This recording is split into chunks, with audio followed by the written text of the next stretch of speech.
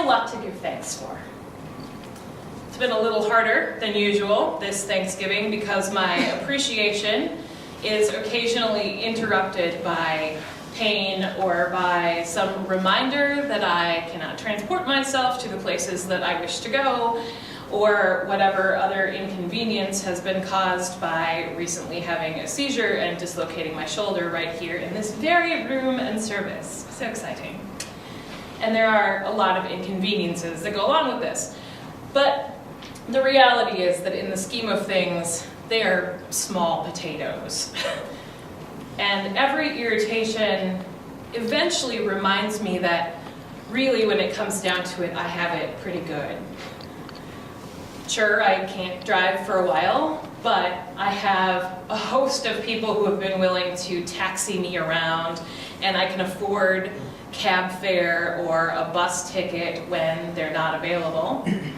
Yes, my arm hurts, but by all indications it's going to heal. And for the most part, even while it hurts, I can do almost everything that I would normally want to do. I apparently cannot go skiing in the Alps in January, but I'm going to the Alps. So really, let's get a grip on reality. And so I have a lot to give thanks for. Now, I believe that gratitude is a habit and a lifestyle that we can cultivate in ourselves that tangibly improves our lives. I believe that living a life of thankfulness makes us happier and more resilient and more generous, because the happiest and most resilient and most generous people I know are also the people who are most thankful for everything that they have, for the large things and for the tiny little everyday things that make their lives good. Thanksgiving is a nice annual reminder of something that we could do all the time. This day when the calendar sort of nudges us to take stock of our lives and remember all that is good about them. So this is what I was doing on Thanksgiving. I was sitting in my house on Thanksgiving Day, sort of giving thanks for the myriad blessings that I was having in my life and the things that are going really well. But the thing is, I kept being interrupted. And I was not being interrupted by the pain in my shoulder or by being annoyed that I can't drive. I was being annoyed because I couldn't get away from all of the pictures and news stories that were coming out of Ferguson.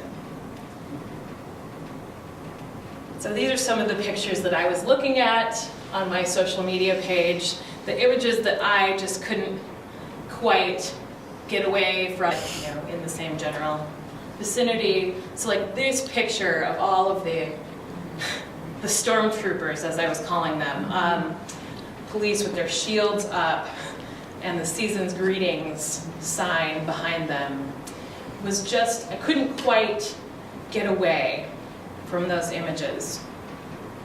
Couldn't quite get away from images of burning buildings and standoffs between civilians and police and military and people crying in hospitals because there was a woman who I saw who lost an eye because the police shot her with a rubber bullet, and sort of all of these really disturbing things going on. And now, on one hand, all of this made me more thankful for the things that I had, made me more thankful for the sort of peaceful life that I have and my immediate lack of sort of immediate danger and tragedy and grief.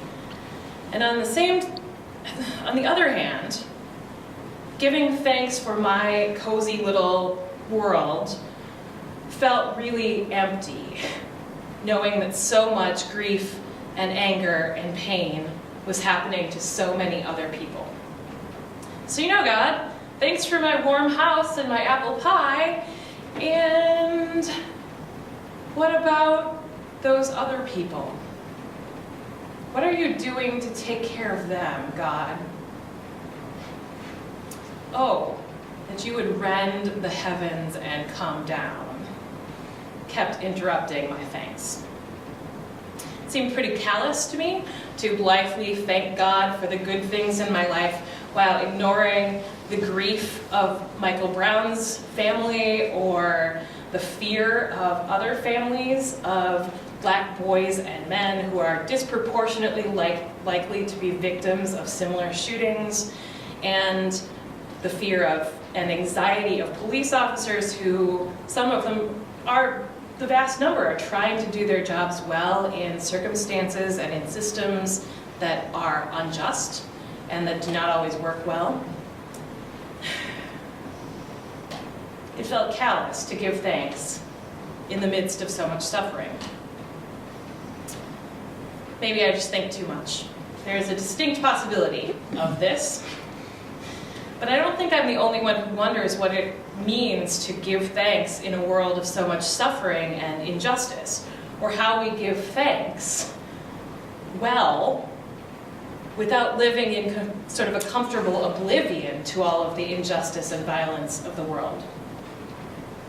Now, I can't explain to you why suffering happens. This is a great question of philosophy that has been going on for as long as there have been humans, is if there is a benevolent God, why do things go wrong? I can't tell you why. I can't tell you what God's plan is for the whole thing. I've been asking a lot this week, I have to tell you. God has not seen fit to tell me the answer to this. I keep saying, God, do something. Nothing, to my knowledge, nothing visible to me has happened as of yet. But I do know that in some way, giving thanks for what we do have still makes us stronger, more resilient, more able to cling to hope in our own storms, if we do it well and with consciousness of the world around us. So I've been thinking about what that means, to give thanks well in an imperfect world. First of all, I think that it means to recognize that we give thanks, recognizing that what we're giving thanks for is fragile in many cases. The stuff that we give thanks for could be gone at any time. So we give thanks for it, recognizing that what we're really giving thanks for is not the stuff. It's for the overarching care of God, which remains regardless of the stuff. Second, we keep giving thanks because there are things to give thanks for even in the midst of tragedy. I would never give thanks for the things that are happening in Ferguson in themselves, but the community that has formed there of resistance to an unjust system, I do give thanks for. In a strange way, I give thanks for there being enough anger for people to rise up against unjust systems. I give thanks for that. I think that there is a community that is being built around the country of smaller communities of resistance against an unjust system that are worth giving thanks for. And third,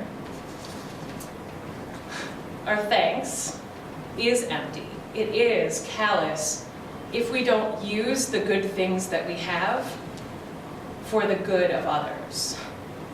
So if we don't stand in solidarity with the people who are being directly affected by the immediate tragedy, then our thanks, our things that we give thanks for, are useless. They're useless to us and they're useless to the world. We stand in solidarity with, we give thanks for all the things that we have, for the privileges that we have, but we use that to stand with those who are oppressed and with those who work in the world toward justice and peace. There's a picture that we're going to show you now that I just saw. Did any of you see this picture? Okay. So this happened in Portland, not in Ferguson, but there's a child, the child that you see in the picture, his name is Devonte Hart. He is an adopted child. He's one of 6 adopted children in this family, and his parents talked to them a great deal about what was happening in Ferguson and what they might do about it. And the idea that they had was to join the protesting community, but with signs of love and peace. So they were holding free hugs. He was holding a free hugs sign while standing in front of the police officers.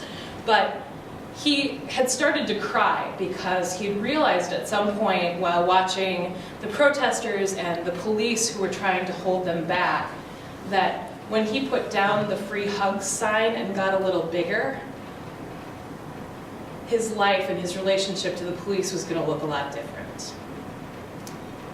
And at the same time, there was a police officer standing on the street, Officer Brett Barnum, who earlier in the week had liked a page on Facebook that said, "I am Darren Wilson," in solidarity with other police officers around the country, not because he necessarily was in support of what had happened, but standing with fellow police officers.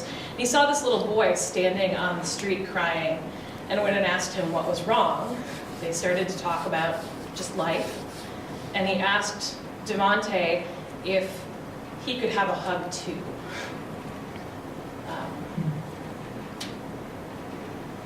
So my prayer is that our thanks would turn into this, that our thanks would turn into bridge building between people who seem like they could never work things out. And that, I think, is the way that God works in the world. Because every time I say to God, "Why don't you get down here and do something?" God says to me, "I did. Move it." Get out into the world, you do something. So I'm wondering, what does it mean for you to give your thankfulness legs in the world?